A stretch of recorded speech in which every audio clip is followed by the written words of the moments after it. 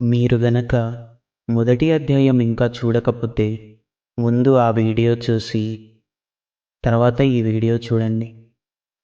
మొదటి అధ్యాయం యొక్క వీడియో లింక్ అనేది ఈ వీడియో కింద డిస్క్రిప్షన్లో ఇవ్వబడుతుంది. ఒకసారి వెళ్ళి ఆ వీడియో చూసి తర్వాత ఈ వీడియోలోకి రండి. రెండవ అధ్యాయం సాంఖ్యయోగం. మహావీరుడైన అర్జునుడు ఆ విధంగా దయార్ద్ర హృదయంతో కన్నీరు కారుస్తూ దుఃఖములో మునిగియుండ శ్రీకృష్ణ భగవానుడు చూచి, ఓహో అర్జున, ఇటువంటి విషయ సమయంలో నీకు ఇటువంటి దుఃఖం తగినదేనా? పామరుని వల్లే చింతిస్తున్నారెందుకు? దీనివలన నీకు స్వర్గం, కీర్తి దూరమవుతాయి కదా. నీవు పిరికివాని వలె మాట్లాడుతున్నావు. ధైర్యాన్ని విడిచిపెట్టడం ఎంత నీచం. గుండె నిబ్బరం చేసుకో, యుద్ధానికి నడుం కట్టు అని చెప్పి ప్రోత్సహించాడు. కానీ అర్జునుడు దిగులుతో, మధుసూదన, భీష్మద్రోణులతో నేను యుద్ధము చేయవచ్చా? వారు నాకు గురువులు, పూజనీయులు కదా. వీరిని ఏ విధంగా చంపగలను? నా మనస్సు దయతో వ్యాకులత పొంది ధర్మాధర్మ విచక్షణ చేయలేని స్థితికి పోయింది. అందుచేత నిన్ను శరణ వేడుకుంటున్నాను. నాకేది శ్రేయాన్ని కలిగిస్తుందో నీవే నిర్ణయించి నన్ను ఆజ్ఞాపించు అని పలికెను. అది చూచి శ్రీకృష్ణ భగవానుడు మందహాసంతో, అర్జున, నీ చర్య చాలా వింతగా ఉంది. మహాజ్ఞానుల వలె ధర్మపన్నాలు పల్లిస్తున్నావు. ఏడవకూడని వారి కొరకు ఏడ్చే మూడిని వలె శోకిస్తున్నావు. చనిపోయిన వారి గురించి గాని బ్రతికి ఉన్న వారి గురించి గాని పండితులెన్నడూ శోకించరు. నేను గాని నీవు గాని ఈ రాజలోకం గాని ఒకప్పుడు లేకుండా నుండలేదు, మరణానంతరము కూడా లేకుండానూ పోదు. ఈ దేహమందు దేహియగువాడు బాల్య, యౌవన, కౌమార, వార్ధక వ్యవస్థలు పొందే విధంగానే ఈ శరీరాన్ని విడిచిన తరువాత మరి ఒక దేహాన్ని ఆశ్రయించటం జరుగుతుంది.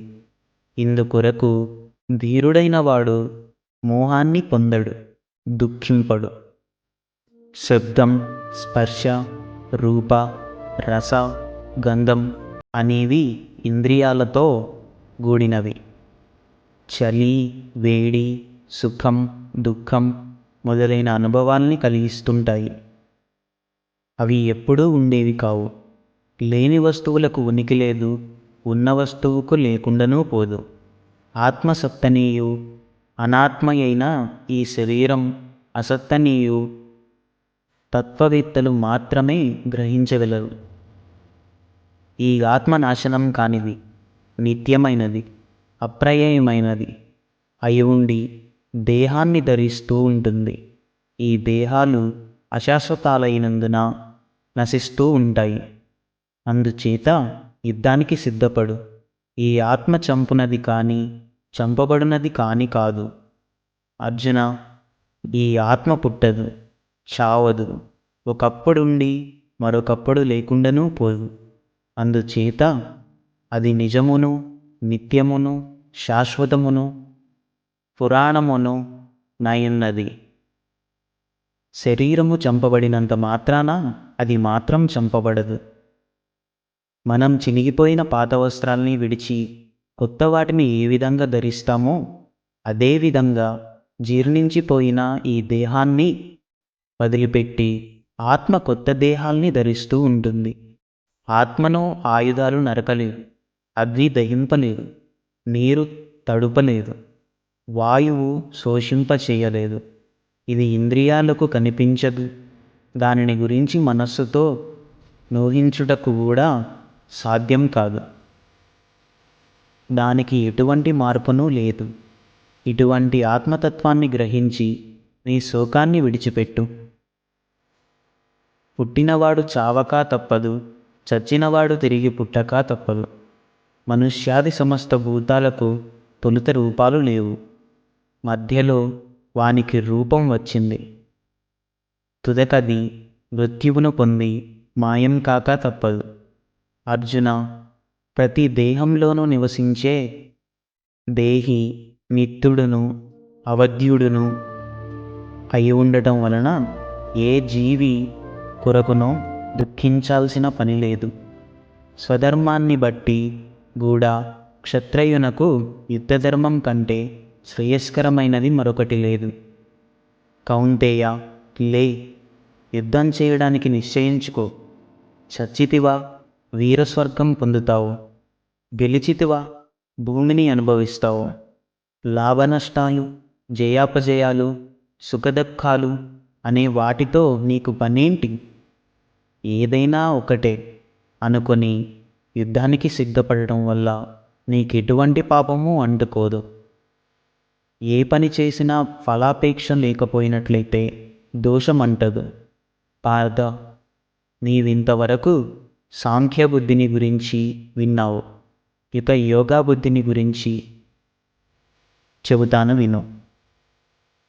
కొందరు అల్పజ్ఞానులు ఇహపరలోక భోగైశ్వర్యాలే జీవిత లక్ష్యంగా భావిస్తూ వేద వాక్యాలు రహస్యాలు గ్రహించలేక శబ్దార్థాలనే ఆధారం చేసుకొని చిలక పలుకులు పలుకుతూ స్వర్గసుఖం కంటే మించిన సుఖం మరొకటి లేదని కామవాసన ప్రాబల్యం వలన కర్మకాండ ప్రధానులై జనన మరణ ప్రవాహంలో కొట్టుకొని పోతూ ఉంటారు. అట్టి వారి బుద్ధి భోగవాసనల వల్ల ఆకర్షింపబడి అనేక విధాల పోతుంది గాని ఏకాగ్రమై సమాధి స్థితి యందు నిలుకడ చెందదు. కర్మకాండ ప్రతి పాదకాలైన వేదాలు సత్వరజస్తమో గుణాలకు సంబంధించిన విషయాలు లక్ష్యంగా కలిగి ఉన్నాయి. నీవు త్రిగుణాలని అతిక్రమించి సుఖదుఖ లాభనష్టాది ద్వంద్వాల్ని అధిక్రమించి సత్వగుణ సంపన్నుడై యోగక్షేమాల్ని ఆలోచింపక ఆత్మయందే మనస్సు లగ్నం చేయు. ఇటువంటి జ్ఞానసిద్ధి నీకింకనూ కలుగలేదు. కాబట్టి నీకు కర్మ చేయుట ఎందే అధికారం కలదు. కానీ కర్మఫలాన్ని ఆశించి నీవే పని చేయకు. ఫలితం ఉన్నా లేకపోయినా సమత్వాన్ని సహించడమే యోగమనిపించుకుంటుంది. అందుచేత నీవు నిస్సంగుడవై యోగమందు నిలిచి కర్మల్ని ఆచరించు. ఫలాపేక్షతో కర్మలు చేయటం చాలా నికృష్టమైనది. పార్థ, మనసులోని అన్ని కోరికలను వదిలిపెట్టి సహజస్థితి యందుండి ఆత్మానందాన్ని అనుభవించేవాడు స్థితప్రజ్ఞుడనబడతాడు. దుఃఖాల వలన మనశ్చాంచల్యం పొందక సుఖాలతో స్పృహ వదలక అనురాగం, భయం, క్రోధం అనేవి లేనివాడే స్థితప్రజ్ఞుడు.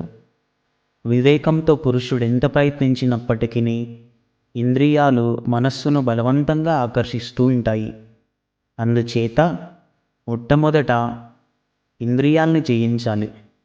విషయాల్ని గురించి ఎప్పుడూ ఆలోచించడం వలన మనస్సు వాటిలో చిక్కుకుంటుంది.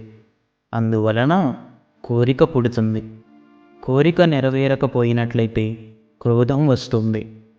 క్రోధం వలన కలిగిన ఆవేశంలో తన్ను తాను మరచిపోయి యుక్తాయుక్త వివేకం నశించి అనరాని మాటల్ని అనటం, చేయరాని పనుల్ని చేయటం జరుగుతుంది. వాటి ఫలితంగా మనుషుడు చెడిపోవడం జరుగుతుంది. కోరికలన్నింటినీ విడిచిపెట్టి ఏ ఆపేక్ష లేకుండా అహంకార మమకారాలు దరిచేరనీయకుండా నడుచుకునేవాడు పరమశాంతిని పొందగలుగుతాడు. దీనిని బ్రహ్మీ స్థితి అని అంటారు.